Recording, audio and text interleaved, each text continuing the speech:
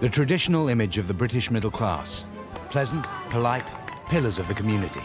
And above all, honest. You'll make some chap a good wife one day. Oh, there's nothing to it, really. But fast forward to today, and that image couldn't be further from the truth. We're going to reveal what the modern middle classes really get up to. We'll meet people you thought you could trust.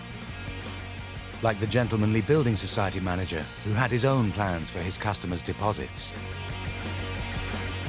A large part of the money was spent on racing tipsters, I think 1.7 million. He had shares in a number of companies that owned racehorses.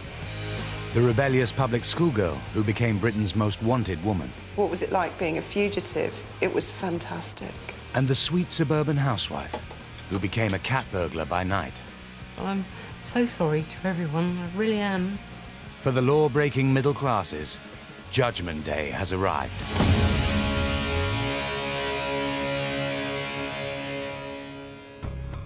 The British middle classes are not what they seem. Behind the veneer of white-collar respectability, there's another story, one of cheating, swindling, stealing, and rank dishonesty. Meet the middle-class criminals who are breaking the law to maintain their aspirational lifestyles. Ripping off their employers. And because I trusted her so much, I never looked to her taking the money. Stealing from their customers. We have suffered so much at the hands of this man. And even breaking into homes. It became easier and easier. It was something I became good at. And these aren't isolated cases. We conducted a poll of over 3,000 people, which exposes the true extent of the problem. It reveals how the middle class are more dishonest than lower social groups. In fact, they're the new criminal class, more likely to steal from the taxman, rip off the local council, buy stolen goods, or fiddle the insurance. What drove the middle class, what defined the middle class in maybe the 50s, is not what defines the middle class now, you know, in the 21st century. In our survey, 1 in 4 middle-class people thought it was acceptable to steal from the taxman. 1 in 5 would fiddle an insurance claim, if they could get away with it. More than 1 in 10 admitted breaking the law for personal gain. It seems the middle class are determined to hold on to the finer things in life, whatever the state of the economy, and whether they can afford to pay or not. Got to be a bottle of champagne, isn't it, really? Bottle of champagne? Dan Griffin is a university-educated wheeler-dealer from Somerset who has no intention of paying back the credit he uses to finance his middle-class tastes.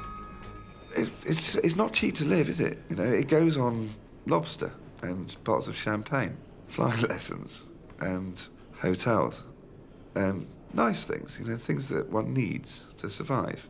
I get overdrafts and credit cards and not be able to pay them back. I owe maybe 40 or 50 grand. I don't know. I really don't know. The old middle-class respect for banks and financial institutions cuts no ice with Dan. And he's not alone. Our poll reveals that 12% of middle-class people thought it acceptable to steal from large corporations. They phone you up every day and give you a load of grief, but, you know, what can they do? And they're just, you know, credit card companies, and they earn too much money anyway, so... I mean, the only people that really are hurt are the local banks. And, you know, who cares about them? Some may view such offences as victimless. But in this middle-class crime wave, ordinary people can find themselves in the front line. This is Arundel in West Sussex. It's a genteel and historic town which attracts antique hunters like Jane Agate to its many shops and markets. Jane was raised here and had an ideal middle-class upbringing. I suppose I had every little girl's dream when I was younger. I had ballet lessons, which every little girl loves, ponies. I definitely had the best of everything, really. Local police found themselves on the trail of an elusive criminal. A trend developed where we were experiencing a number of burglaries at dwelling houses in and around the villages. It was specific to an area of jewellery, good quality furniture, silverware, china. Quite nice too. Very quickly we recognised that we were dealing with a certain level of expertise. At the time, Jane was a 36-year-old housewife. She'd quit her job as a tax inspector to be a full-time mum. But she was feeling trapped and desperately in need of excitement. Luckily, at that time, my children were too young to realise what Mummy was doing, and I did feel I was living a double life. It was two distinct personalities. By day, I was their mummy, and by night, I was taken over by. Oh, it sounds dramatic to say a dark force, doesn't it? But that's what it feels like now. Jane's downfall began after forging a friendship with a local woman. I found her fascinating because she was absolutely streetwise and I wasn't. I'd been brought up in a cocoon almost compared to her. The stuff she was telling me, you know, how she used to do burglaries and stuff, and I was thinking, oh, that sounds so exciting and so different to my life, and I was absolutely fascinated and got completely taken in by it, and I said, what's it like to do a burglary? She said, I'll show you if you like. So she did. So off we went in the middle of the night. Actually, it was early hours of the morning. I guess it was about 10 miles, and we arrived at this house in the dead of night. She said, "Okay, there's a window open there." I was absolutely terrified. My nerves were just... But she was just blasé about it. I'm like, what do I do? She said, well, have a look round for stuff. I looked around and I'd noticed that the woman's got some really gorgeous china, and that's something I'd been brought up with, so just started wrapping the china up, ignored the television and things.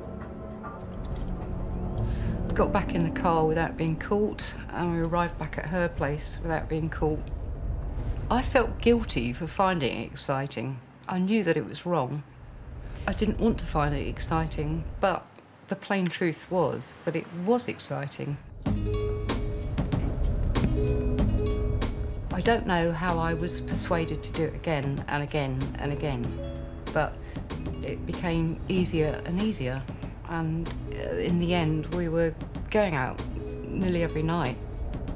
Jane made regular trips to antique shops in the north of England to sell what she had stolen. Because of her respectable appearance, she never raised any suspicions. It was something I became good at. We actually decided to buy trainers that were about 3 sizes bigger than our actual feet. If they ever find a footprint in a flower bed or something outside a window that I've got in, they're going to be looking for, you know, they're going to be looking for a man rather than a woman. I devised ways of getting into places that she didn't think about. But her confidence turned into complacency. I've parked my car stupidly on the main road in front of all the street lights and everything, and I've gone up to the path, I've gone into the house, I've loaded everything up, coming back down the path, just about to hit the main road, and 2 policemen come towards me from the bottom, and that was it. That was me caught. For the aspirational middle classes, times are tough. People have taken on very large mortgages. There is an element of trying to keep up with the Joneses, school fees to be paid, having big holidays. All these amount up to huge amounts of personal debt. Our survey shows how these pressures affect middle-class attitudes. 1 in 6 would avoid paying council tax if they could get away with it, and nearly 1 in 5 would buy something even if they thought it was stolen. Dan Griffin typifies these white-collar criminals. His expensive tastes have resulted in vast credit debts that he feels no obligation to repay.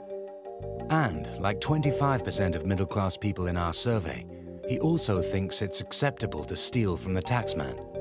Got sent a tax demand for some horrendous sum, you know, for, I think it was about 10,000 or something, you know. And so I just thought, whatever. I've never filed a tax return in my life. I don't know how. But the blurring of the line between honesty and dishonesty seems to be at its height in the workplace. According to our survey, a massive 41% of the middle class would steal from their employers if they thought they could get away with it. This is DC 1796 Kennard at Calvin Road, Bournemouth. This suburban house belonged to Carolyn Langmead, a trusted employee of AEC Electrical, a small family-run business on the south coast. When police raided it, they found an Aladdin's cave. We went to search her house. Her back bedroom was basically not a bedroom anymore. It was something like it was like the stock room for a retail shopping outlet, really. Langmead had worked for the firm for a decade. After 5 years, she'd been trusted with the company checkbook and administered its accounts. In 2004, the once thriving company began to experience problems. Work was flourishing, but we seemed to be short of cash flow. And I questioned this of Carolyn, and it was always the same question as, oh, we're owed a lot of money, and I'm chasing it up, we're getting it in, and everything will be fine. But things were far from fine. To keep his firm afloat, the boss needed to invest all his life savings, having already borrowed more than $100,000 from the bank. It was only when some bounced checks were faxed back to the firm that the manager realized why their finances were so poor. Come back into the office, went to the fax machine and the checks were there. And initially before I went into my dad and showed him, I felt sick. Gemma brought it in and it was made out to C. Langmead. In fact, Langmead had written 223 company checks, simply making them out to herself and cashing them locally. She'd been getting away with it for 4 years. The white-collar fraudster is an opportunistic fraudster. And if they look at the risks of being caught, they know exactly how their organisation works. And therefore, they are managing that risk very well from day one.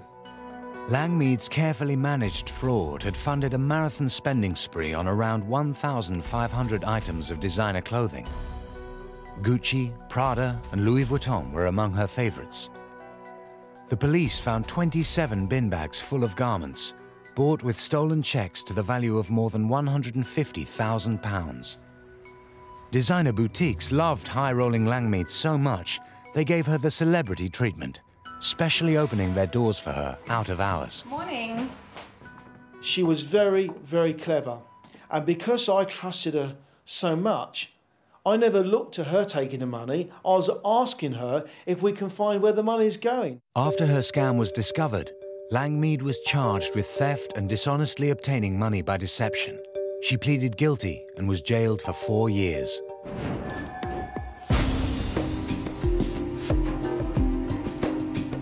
But middle-class crime isn't just about white-collar workers ripping off their bosses. They're also swindling their customers. And if you want to defraud the British public, being middle class gives you a real head start, because instinctively, everybody seems to trust you. For 20 years, Graham Price had been an established member of the business community in Gowerton, South Wales. He'd run a variety of local businesses and ultimately managed a local agency of the Halifax. Jennifer Ellis was one of his customers. Everybody thought Graham was trustworthy. His total persona was one of quiet self-confidence. So that gave you confidence in what he had to tell you. One afternoon, Graham called me into his office and he said, I've been doing a sort of an investment scheme for the last 18 months and it's very successful. I don't want it to be widespread. I don't want it to be widely known. Felt it was quite exclusive then, and he said it was linked to the magic word property. Dozens of other local people were also drawn into Price's property schemes. I trusted Graham. I decided to do it. 3 months later, monthly interest, no problem. Did I want to do any more? He'd always come up with a different scheme, slightly different every time. Graham liked, if possible, to have the money in cash, and that would be paid into an account, and then he would invest it. But Price had no intention of putting any of his customers' money into property. His high-risk investment was at the bookies, where he had a weakness for gambling on the horses. A large part of the money was spent on racing tipsters. I think 1.7 million went on racing tipsters. He had accounts with various bookmakers. One of those accounts held a credit balance of £50,000. A substantial amount of money went on expensive motor vehicles. He bought 2 Mercedes vehicles for himself. Price managed to persuade more than 80 people to join his own bogus schemes. Because he was using the later investors to pay the interest payments on the new investors, as long as the new investors were coming through, there was plenty of money to pay back the initial investors, and they had no cause to be suspicious of the scheme, which is why they then recommended other people, and the whole thing snowballed. To sustain the fraud and fund his gambling, he needed to continue siphoning funds from Gowerton. However, resources in the modest town couldn't support his habit. So Price sought a little extra help and began stealing thousands of pounds from the Halifax. He invested £500,000 in shares. He spent £110,000 on premium bonds. He paid off his £50,000 mortgage on his house. He'd invested money in 4 companies which owned racehorses. He sustained the fraud for 3 years, over which time thousands turned into millions. But his massive theft was finally exposed by an internal audit. In the safe, one of the auditors found a cheeky IOU note, on the back of which was written, "I, Graham Price, borrowed £7 million from the Halifax." On top of all that, Price had stolen a further £3 million from his private investors. He was jailed for 12 years. We have suffered so much at the hands of this man. I watched Graham Price on the second day of the hearing because it went over to 2 days. He was expressionless. His tone of voice was monotonous. He said yes to everything that the judge actually accused him of in a toneless voice. But I saw his face when he went out of that door. And it was despair. It was absolute terror. And I thought, yes, we've had a year of this. It's your time now.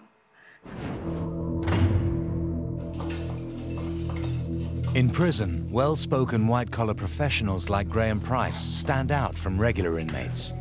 Survival isn't easy. For someone coming in from the middle class for the first time, finding themselves in a prison population, most of whom have been there before, they will find it very tough indeed. The inmates will have a go at them, they will chivvy them along, you know, they will attack them, and it's a very hard time for them.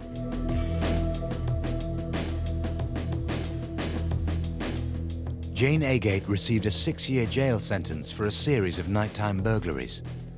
The former tax inspector had embarked on the crime spree to escape her humdrum suburban life.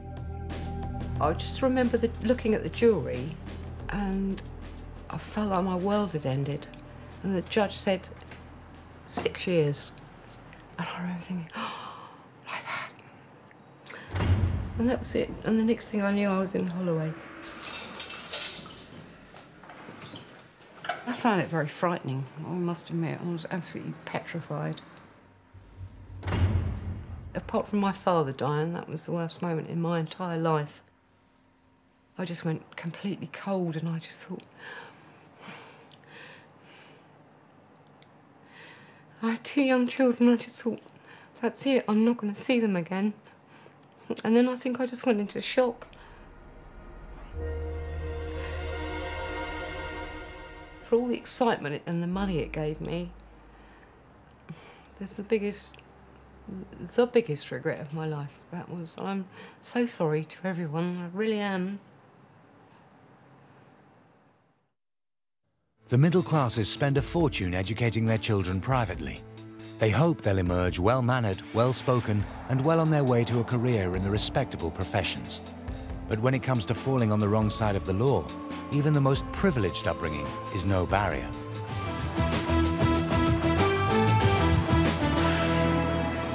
Now, she was the young woman with everything: money, brains, good looks and a first-class education. But today, a dramatic fall from grace. She's gone on the run with a pilot known as the Baron after trying to fake her own death. Can you help track her down? The woman police were hunting was ex-public schoolgirl Fiona Mont. Fiona was born into an upper-middle-class family listed in posh people's Bible, Debrett's. Her mother was a senior figure in the local Conservative Party. She was accused of being part of a huge fraud involving stolen computer equipment, where suppliers and customers had been ripped off to the tune of hundreds of thousands of pounds. Fiona was interviewed by police and released on bail pending formal charges. But then her story took a dramatic turn. Rather than face being charged, she went on the run. With her pilot friend, Graham the Baron Hesketh, she escaped to the continent. The police launched a massive appeal for information in the media. During the search of the flat, we in fact found these two wigs. As you can see, is a blonde one and a red head. And as we do not believe these were for her boyfriend's use, we believe they're for her use. It obviously shows that she can change her appearance. Why can't I see anything through the lens? So look through here. Fiona may have been from a well-heeled family, but she had a taste for bad boys. Graham the Baron Hesketh was a convicted drug smuggler. Together they would find love on the run. This footage is the personal record of their escapades. Where do you reckon we are now? Antwerp. Antwerp? Much of their time in Europe was spent worrying about being spotted and recognized. If there was somebody that you didn't like who was after you, would you feel safe in this house? With all those big windows and, oh, hello, I can see you, you live in a goldfish bowl. All I have to do is smash the side to get to you. If they knocked the door at the front, you can get out the back, but they'd see you go out the back, couldn't they, through the windows? Back in Britain, the police were making little progress with their search. Their two fugitives always seemed to be one step ahead. We went to search two commercial containers. We expected them to be full of property, computers, laptops and furniture. When we got there, they were in fact empty. And these two items were the only thing that we could find in there, which was two smiley faces. Obviously, somebody's got a sense of humour.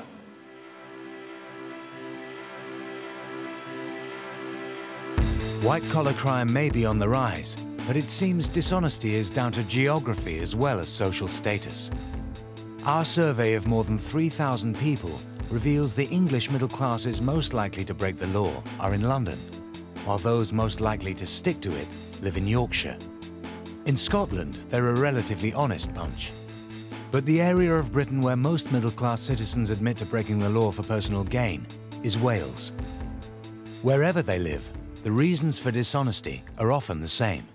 I spoke to a couple of people who had stolen because they wanted to protect their status. They were defined as respectable people, either in their family or amongst their peer group, and they committed frauds, ironically, to protect that position. The classic middle-class crimes are fraud. They are crimes where you never come face-to-face with the victim.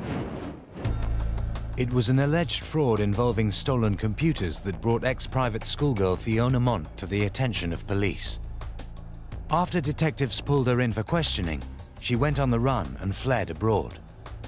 Fiona has never told her story before, but we tracked her down, and tonight she breaks her silence for the first time.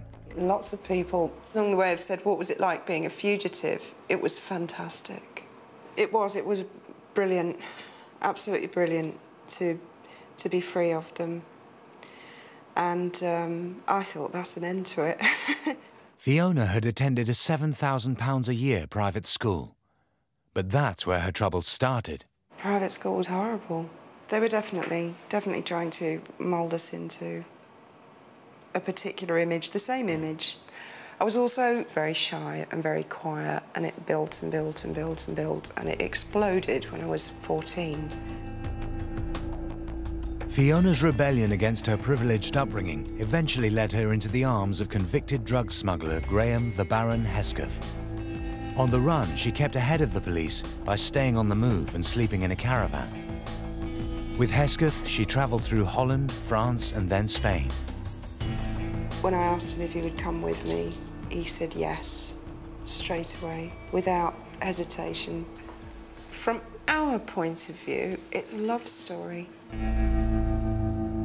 Back in the UK, police accused the couple of taunting them, sending letters poking fun at detectives working on the case, along with a fake cheque for £1 million. The latest back in England is that apparently we've been sending taunting emails to the police. The fact they were saying I was taunting them, it was quite the reverse. I wasn't. Police were trying to use the press to get a reaction because they might get a trace or a track on where we were, and I was adamant that I wasn't going to give them that, wasn't going to give anything away. Fiona was so elusive, the media nicknamed her the Cat. But after 3 years on the run, she finally ran out of lives when Detective Constable Steve Skerritt caught up with her. Steve Skerritt came into Spain and had me arrested in Spain. Fiona was thrown into a Spanish jail to await extradition. The blankets were alive with lice. I could feel them crawling all over my face. And the place was just like a lunatic asylum. Just exactly what was it that I did that has justified or in any way excused this? I mean, are there crowds of people back in England cheering that I'm being arrested? After 40 days in jail, Fiona had a surprise visitor. And my name was called out on the tannoy. And this boy in jeans and a T-shirt said, who was there with court's papers, he said, "You're free to go." And I had to make him repeat it several times, and I couldn't believe it. And he said, "You're free to go. You can go home." It's still unclear why Fiona was released by the Spanish authorities, but British police say that somewhere along the line there was an administrative mix-up. Fiona has always denied her guilt, and to this day she's never been charged. Since being on the run, she and Hesketh have married and had 2 children, but memories of being a fugitive are still vivid. After a few weeks back, I thought, I'm a bit worried maybe they'll still come, so I'll ring them. So I rang the Chief Constable's office, and I spoke to a lady there, and she said, "Fiona who?" After all that. Stories like Fiona's may grab the headlines, but millions of cases of middle-class dishonesty go unreported, and they cost the country billions of pounds each year. High on the list of offences are non-payment of fines, especially those issued by local authorities for illegal parking. In fact, more than 10% of those questioned in our survey thought it acceptable to steal from the council. I mean, I have a few parking tickets. I think 20 at the last count, maybe 25. I don't know. I just lost count. You know, there's a considerable sum that they're wanting from me, but I find it unacceptable to pay it. Absolutely, totally unacceptable. So I don't pay them. In common with 20% of middle-class people, Dan also thinks it's acceptable to exaggerate insurance claims. I had a car stolen once when I was in Oxford, and I claimed on the insurance for it to get the window fixed and the dashboard put back together, and then I lied about it and said that I had a camera there as well. You know, it wasn't very much, but you know, I mean, I'm sure the insurance company wouldn't be too pleased if they knew about it. We've seen how a desire for money can lead to middle-class crime, but there's another motivation, and it's equally powerful, whatever your social group. No matter whether you're the richest man on earth or the poorest man on earth, everybody has the same vices. and the vices, one of the vices is sex. Alec Bromley was targeted by a man driven by that vice. It would cost him and his Bolton furniture business a fortune. This one's a Duresta suite. This is £3,500, going up for 500 quid. Bargain. Alec decided to hire an accountant to help with his expanding business. The man he took on, Michael Lee, couldn't have had more impeccable credentials. One thing that impressed me at the interview with Lee was his CV. A qualified accountant. Also, he was a magistrate down in London. The ex-city accountant started work as Alec's bookkeeper. I got on very well with Mike Lee. I trusted the guy. I accepted his advice, and I felt quite comfortable that he was looking after us. His driver would go out, deliver the suite, and it would be cash on delivery. The driver would come back with the money and give it to Lee, or give it to Alec, who would then give it to Lee. So I could be having £2,000 or £3,000 a day coming in and out of the office, and of course that needs to be banked. Lee was responsible for the banking of that. I used to just come in and give him the money, and then in good faith that he would then deposit in the post office. But Lee had a secret. Behind closed doors, he had a weakness for watching a woman clean his house, wearing nothing but a pair of rubber gloves. And he was willing to pay for it. In her account, she said that what she would charge was anything, but it was about £200 an hour for her company. Although Lee never laid hands on her, he was addicted to the thrill. He blew £160,000 of his own savings on her and ran up a further £60,000 in credit. She said he would take her to London, he would buy her meals. She claimed that he paid for a breast implant operation for her. She claims to have cleaned up for him when he told her to. There's certainly no evidence of the house being clean. He was giving this girl more and more money, and he couldn't get any more money from anywhere else. So what was he left with? He was left with Alec and his cash-rich environment. Top quality semi-aniline leather. Lee began fiddling the accounts and paying himself out of Alec's takings. Most fraudsters will start by passing through a small invoice, a relatively small cheque, and they will see whether the systems and controls pick it up. And then they'll get braver. They'll understand that that hasn't been checked or found out, and as a result, the fraud will just tend to escalate from there. Lee continued stealing for 4 years before he was found out. When detectives broke the news to Alec, he was stunned. Over a period of 18 months, he's embezzled from your business between £160,000 to £280,000. Did you know anything about it? I said, well, that's, you know, I said, that's it, innit? All the colour drained from his face. He was a broken man that day. Yeah. And it was just, he ruined my day. Ex-magistrate Michael Lee's middle-class credentials didn't keep him out of prison. He was sentenced to 2 years. I'll tell you one thing, I do all the banking these days.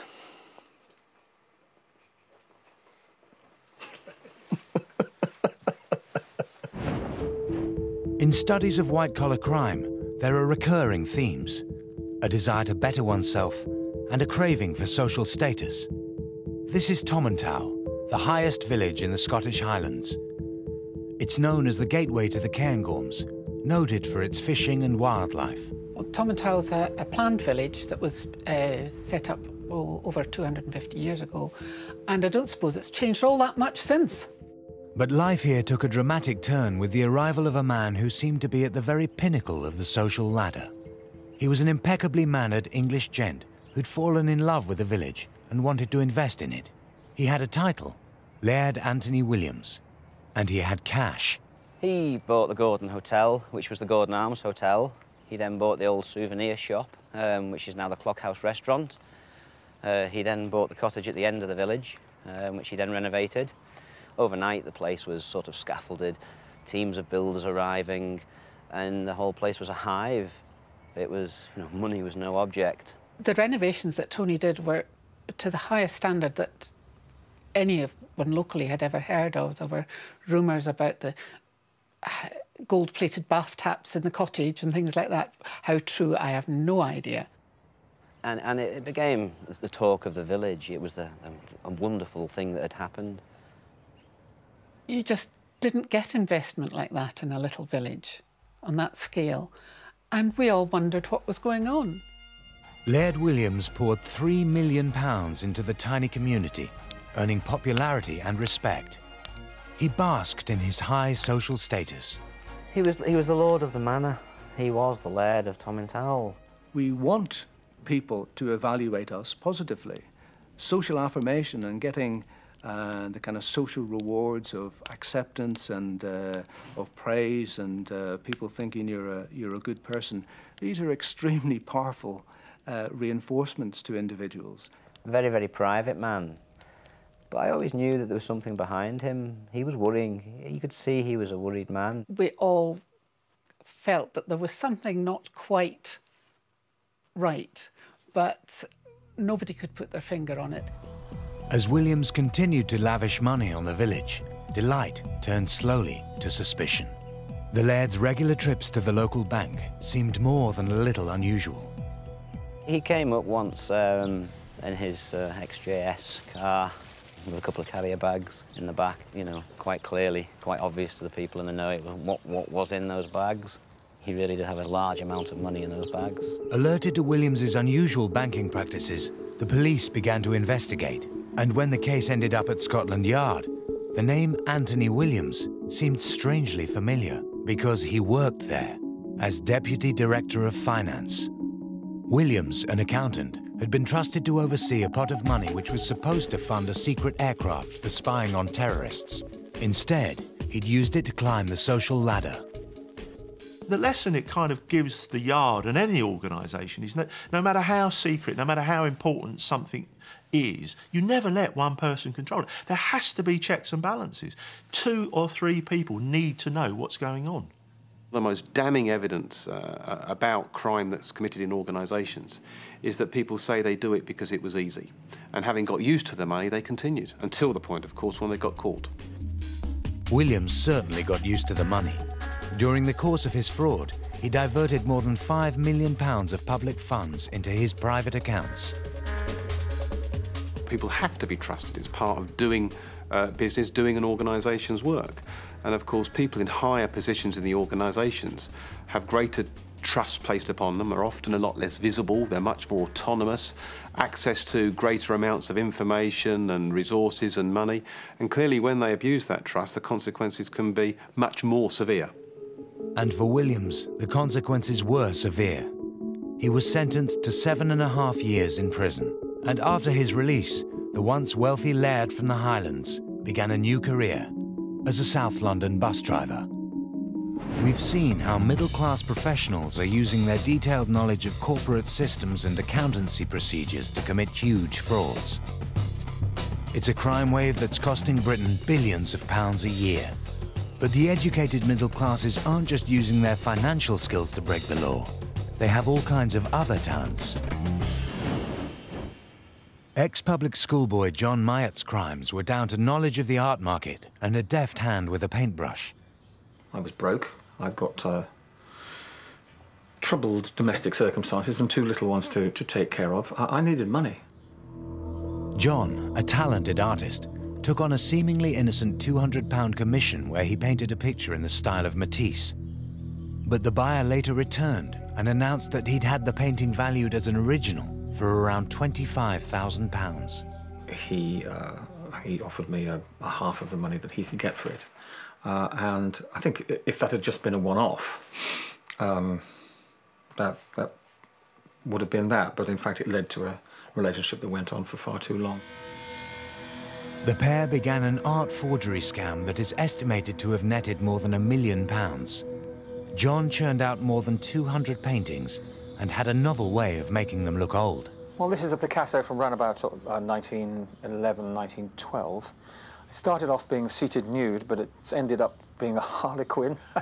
Anyway, it will look a little bit too new when it's varnished, so something you can easily do at home is take a nice hot cup of coffee, quite strong, black, and here we go. Now, ideally, it wants to be stronger than that, but this will give you the effect. Can you just look at the kind of lovely, dense brown effect we're getting through here? Isn't that lovely? In a minute, I'm going to stand it upright, because what will happen is that as I stand it up, the coffee, as it goes down, will catch the tooth of the canvas. Now, as that comes down, what it should do is start to just give the impression of, see, here it comes, just give the impression of just general clean dirt over the edges. It's not a crime to paint this. It's not a crime to sign this Braque or Picasso. It's a crime to sell it to you as a Braque or Picasso. Quick-drying household paint mixed with KY jelly enabled John to produce a finished forgery once every 6 weeks, and unbelievably, still fool the buyers. It was unreal, I think. It was a bit like watching a spaceship land on the lawn, you know, and take off again, and sort of going down the pub and saying, "You never guess what just did." I mean, it was that silly. It was silly. It was unreal, I think, how the getting paid for, because the quality of what I was doing, frankly, was just grim. It wasn't good. I walked out of an auction one day. I walked up King Street in London, and I watched 4 of my paintings go through, and I'd listened to the auctioneer describing them. And I thought to myself, why do I feel so crap about this? And it was just then that I thought, I'm not doing this anymore. So I stopped. And when I stopped, of course, in my naivety, I thought, well, that's it now. You know, all over, that's good, okay, we'll go and do something else. I can't go back to teaching, I think. And, you know, I felt quite surprised with the police search warrant. You know, just thought it seemed to be very unfair to me that they got me when I stopped doing it. John was sentenced to 1 year's imprisonment for the fraud. What do they say in Brixton? Welcome to the second worst prison in the United Kingdom. So, oh, thanks a lot. I remember saying to this guy, "Where's the library?" There was a cardboard box on the floor about the size of that. I said, "That's the library." Oh, God. The truthful thing about prison is it is exactly the same as the world out here, the world you're in right now, except the nice people are much nicer, and the nasty people are unbelievably much nastier. John was released after 4 months. Do I think I got punished severely? No, I think I got it extremely lightly. I was very lucky. There was police officers walking outside the corridor in the Southwark Crown Court saying, "You're going to get 6 years." After his release, the same skills that got John into trouble in the first place helped him to rehabilitate. He's now a commercially successful artist, selling legitimate paintings that he openly declares as fakes. Some of them fetch tens of thousands of pounds. Guilt. I say I did a bad thing, I went to prison, I paid a lot of money back to them, and that's it. It's over. In this programme, we've met fraudsters, forgers, swindlers, and their victims. Everybody thought Graham was trustworthy. Felt sick. I'll tell you one thing, I do all the banking these days. It's a situation that's showing no sign of coming to an end. And these crimes will affect everyone in Britain. It isn't victimless crime. No crime is victimless, truly victimless. I think we all end up paying. In the front line will be Britain's businesses, from large corporations to small family outfits. For every pound of detected fraud, some surveys show that £8 is undetected. There should be auditors which check financial expenditure. And I spoke to one of the offenders about how he got round this, and he called the auditors a bunch of muppets. The cost of borrowing, etc., all these pressures coming in is going to kind of squeeze their lifestyle. And I think you will see more people who are in positions of trust letting that moral wall down. You'll see the kinds of crimes that they perceive to be victimless.